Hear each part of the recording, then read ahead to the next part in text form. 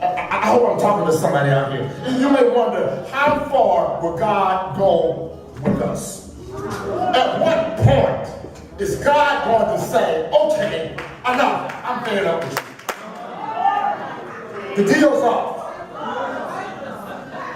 I mean, how far is God going to go with me? Now, I can't speak for you. I just know about me. Because with me, you know, God really has to go along with me.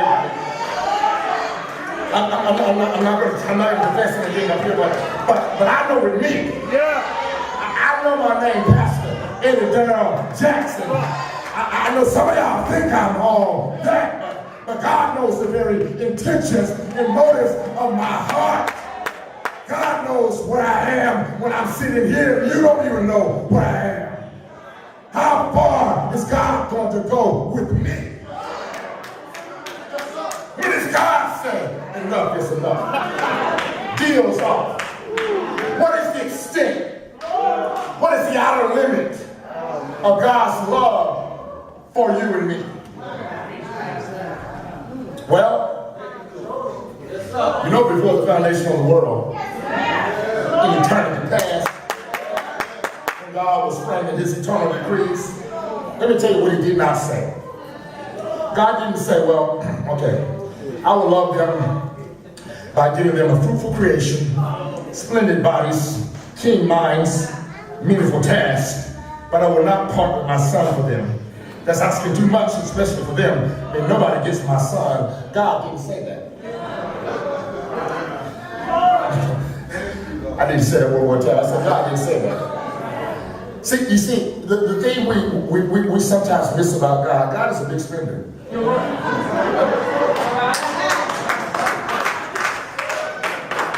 God's so rich in mercy. God don't know how to stop. God don't know how to stop pouring out grace. God don't know how to stop pouring out mercy.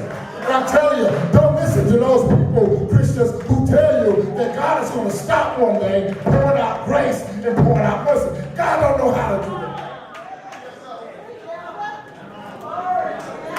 God's love has no outer limit. See, we're the ones who measure our love in this calculated way, you know, peanuts at a time. Always careful not to get too much, because I don't want you walking all over my love. But I'm glad today, that's not the way that God loves. God says, wait a minute, I'm actually glorified by lavishing my mercy upon those who deserve my wrath. I'm actually glorified when it costs me.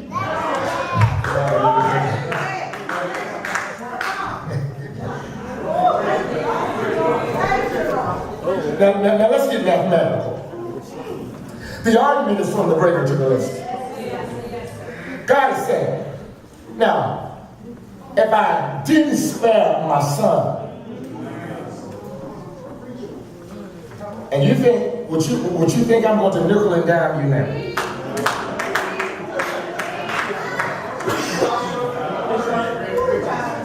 So I didn't spare him, but you're not going to make it.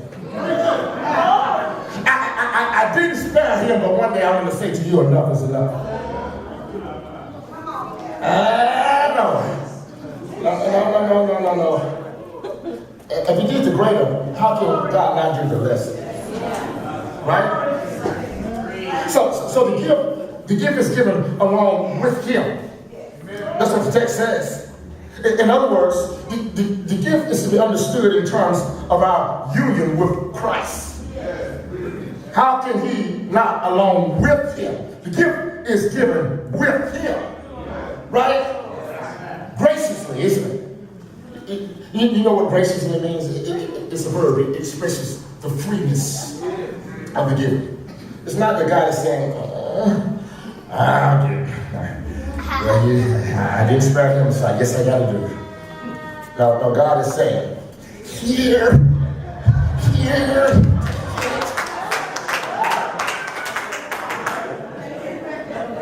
And sometimes we're running that way, and God head around that way, and say, I got you here. I'm going to give it to you.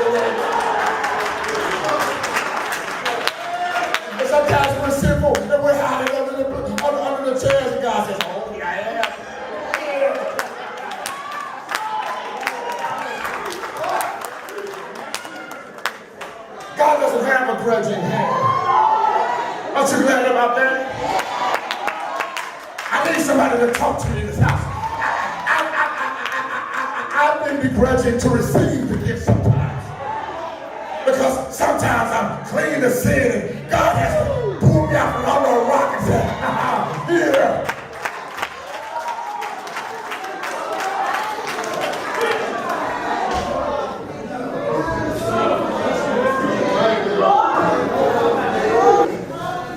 How will he not also with him graciously give us all things?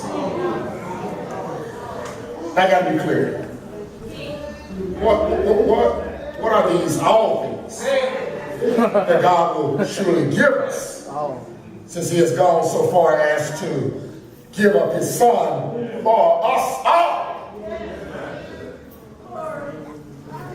Well, the answer lies in the previous verse. But a friend was telling us this morning, context. Well, keep it in context. You won't have your own text.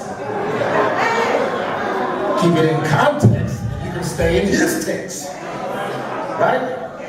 So let's just read it. Let's start at verse 28, okay? Yes, sir. And we know that for those who love God, all things work together for good. For those who are called according to his purpose. For those whom he foreknew, he also predestined to be conformed to the image of his son, in order that he might be the firstborn among many brothers. And those whom he predestined, he also called. And those whom he called, he also justified. And those whom he justified, he also glorified.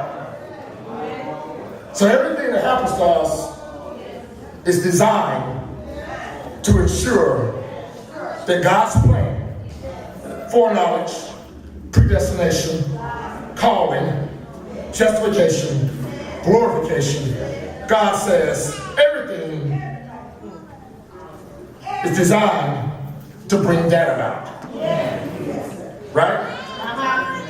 So all things then refers to the final, complete fruition of our redemption in glory. If you will, all things are the small steps it's going to take to get us from where we are now to where God has promised